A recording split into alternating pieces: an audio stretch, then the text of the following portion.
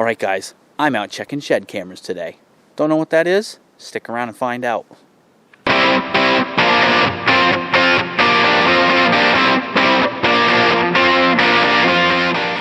Alright guys, it is January 21st and we're out checking our shed cameras. What's a shed camera, you ask? A shed camera is a camera that I stick out in December. I let it run until the end of February, and I pop in occasionally to see if the bucks have dropped their antlers.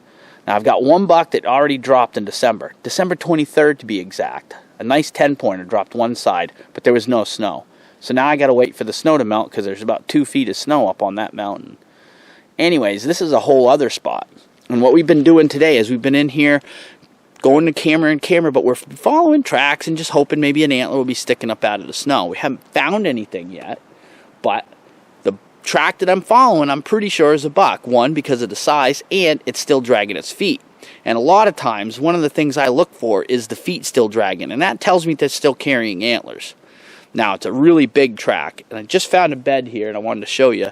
And I recognize this track. This is that buck I called Jumbo. He's got a pretty distinct left front, and that's his front right there. So let's look at this. You can see here's the bed right here. And there's that funky left foot. That toe there is a lot wider than this one, and it's rounded off at the end. This one's more pointy, and there's his other foot there. So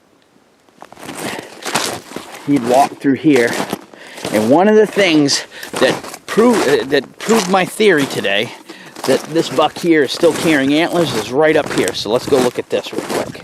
Okay, so a lot of times you're going to find places in the snow where they've dug it up and then they've fed down in there, eating ferns or mushrooms or whatever else they found. So here's one of those spots. And you'll see that's where his face was. That's where he was feeding. And then you're going to see right here, there's tine marks all over the place right there. And there's tine marks here and here. So he's not really a wide buck, but he has longer beams that he'd reach down in there a bit.